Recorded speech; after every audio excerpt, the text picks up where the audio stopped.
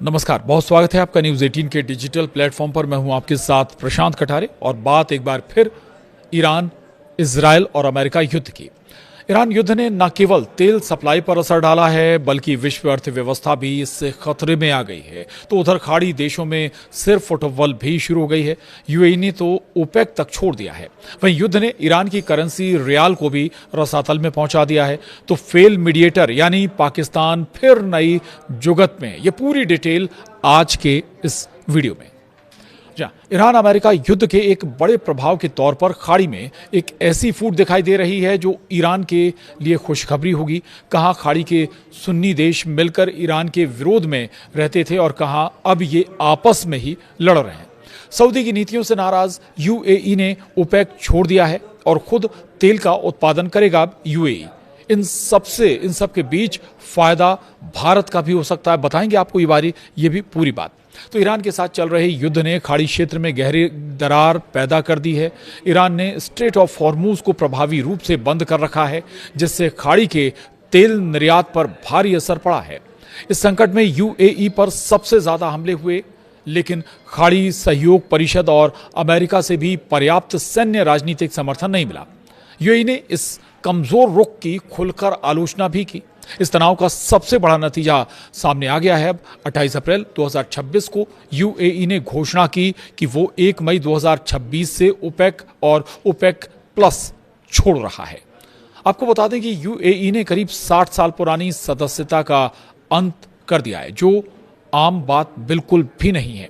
OPEC का असली leader Saudi अरब है, जिससे भी यूएई के रिश्ते अभी ठीक नहीं चल रहे हैं। यूएई लंबे समय से उत्पादन कोटे को लेकर सऊदी से नाराज चल रहा था, क्योंकि यूएई की उत्पादन क्षमता करीब 4.8 से 5 मिलियन बैरल प्रतिदिन तक है, लेकिन कोटे के कारण वो केवल 3.2 से 3.4 मिलियन बैरल प्रतिदिन तक ही उत्पादन कर पा रहा था। अब कोटे से मुक्त होकर यूएई ज्यादा तेल निकाल सकेगा और अपनी राष्ट्रीय हितों के अनुसार नीति भी बना सकेगा। तो सवाल है कि क्या सऊदी पाकिस्तान से नाराजगी का ये गुस्सा फूटा है यूएई का? विशेषज्ञों का कहना है कि यूएई का ओपेक छोड़ना सऊदी के लिए बहुत बड़ा झटका है। ओपेक की एकजुटता कमजोर होगी और सऊदी का बाजार नियंत्रण घटेगा। कुछ रिपोर्ट्स में यूएई और सऊदी के बीच यमन, सूडान जैसे मुद्दों पर भी मतभेद बताए गए हैं। इसके अलावा रिपोर्ट्स ये भी आ रही हैं कि सऊदी का जो मामला है, सऊदी से दरअसल यूएई के जो संबंध हैं वो ठीक नज़र नहीं आ रहे थे। लंबे समय से संबंधों में कड़वाहट महसूस हो रही थी और उसका नतीजा इस रूप में सामने आया है।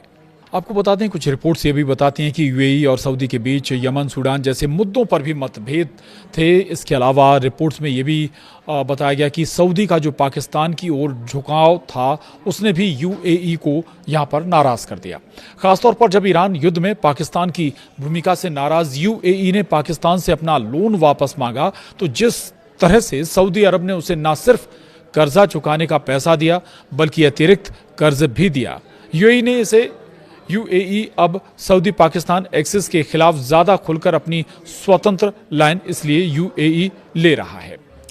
हालांकि ईरान के लिए ये अप्रत्यक्ष तौर पर अच्छी खबर है, क्योंकि ओपेक में फूट पड़ने से तेल कॉकटेल कमजोर होता है। ईरान खुद ओपेक सदस्य है, लेकिन युद्ध के कारण उसका उत्पादन और निर्यात पहले ही प्रभावित है। हॉर्मूज बंद होने से खाड़ी देश खुद संकट में है, जो ईरान की रणनीति का हिस्सा माना जा रहा है।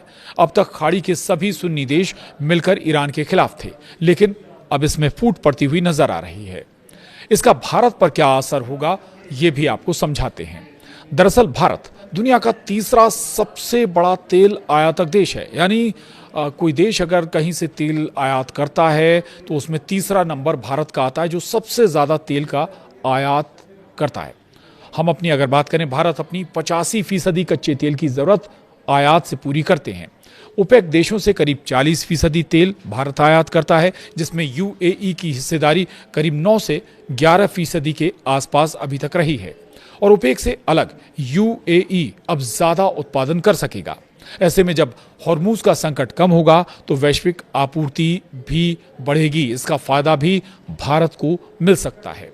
वहीं ओपेक की कमजोर होने से लंबे समय में तेल की कीमतों पर भी दबाव पड़ेगा और इसका स्वाभाविक है फायदा भारत को होगा। तो भारत, चीन, जापान, कोरिया जैसे आयातक देशों को इसका बड़ा फायदा हो सकता है।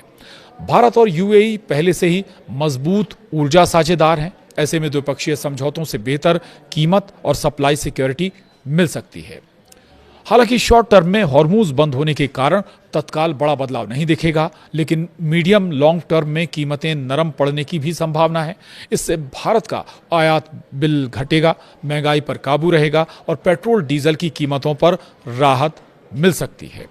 वहीं भारत पहले से रूस, अमेरिका, सऊदी आदि से सप्लाई डाइवर्सिफाई कर रहा है, जो इस स्थिति में मददगार साबित होगा। और कुछ और बात आपको बता देते हैं। दरअसल इन सब घटनाक्रमों का असर ईरान पर बड़े पैमाने पर पड़ ही रहा है। इंफ्रास्ट्रक्चर ध्वस्त हो रहा है युद्ध की वजह से। दूसरा जो रियाल है, यानी ईरान की जो करेंसी है, वो भी धरातल पर आ गई। ईरान की करेंसी रियाल अब तक के सबसे निचले स्तर पर पहुंच गई है। तो ईरान और अमेरिका इजराइल के बीच छिड़े युद्ध के कारण ईरानी अर्थव्यवस्था पूरी तरह से चरमराई हुई है। वहां की करेंसी रियाल अब तक के सबसे बुरे दौर से भी गुजर रही है। बुधवार को अमेरिकी डॉलर के मुकाबले ईरानी रियाल गिरकर अपने रिकॉर्ड निचले स्तर पर पहुंच गया।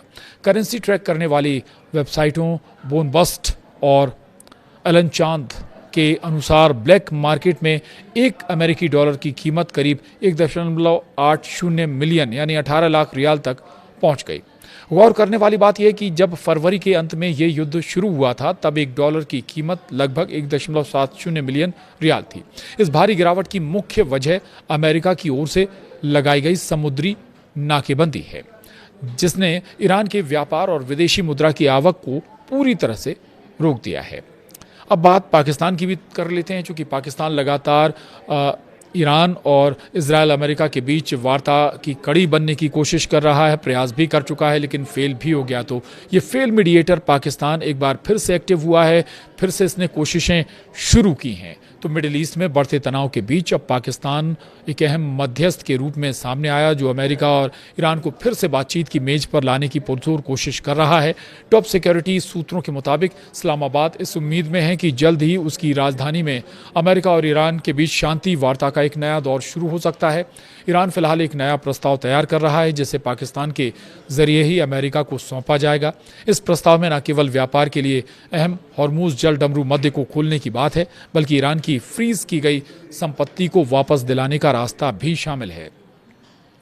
आपको बता दें, पाकिस्तान के फील्ड मार्शल आसिम मुनीर इस पूरे मामले में सक्रिय भूमिका निभा रहे हैं और वे ईरानी नेतृत्व के साथ लगातार संपर्क में हैं, ताकि एक ऐसा विन विन फॉर्मूला निकाला जा सके जिससे क्षेत्र में स्थायी शांति बहाल हो सके। तो पाकिस्तान की कोशिश फिर एक बार है कि एक बार वो दोनों पक्षों को एक बार फिर मेज पर लाए, चर्चा शुरू करे, ताकि कोई रास्ता निकल पाए। मध्यस्थ की भूमिका वो निभा रहा है। लेकिन दूसरी बड़ी बात यह कि पाकिस्तान पर ईरान को ही भरोसा नहीं है। तो अब ये 2-3-4 जो अलग अलग बातें हैं, इसको ज़रूर समझ लीजिए। अब देखना होगा कि एक तरफ जो करेंसी है रियाल, वो बिल्कुल ज़मीन पर आ गई है या कहें रसातल में पहुंच गई है ईरान की। दूसरी तरफ जो ओपेक छोड़ दिया है यूएई ने। ये सारे जो घटनाक्रम इस वक्त हो रहे हैं, सब मिलकर एक अलग ही तस्वीर यहाँ पर पेश कर रहे हैं। इसमें ये ज़रूर साफ होता है कि कुछ भारत के नफ़े वाली बातें भी हैं, लेकिन कुछ ऐसी बात भी है अगर दोनों के बीच गतिरोध नहीं थमा, तो फिर हो सकता है कि तेल की कीमतें और बढ़ जाएं। तो आज के इस वीडियो में इतना ही। आगे भी हम आपको मिडिल ईस्ट में जारी युद्ध से जुड़ी अपडेट देते रहेंगे। नमस्कार।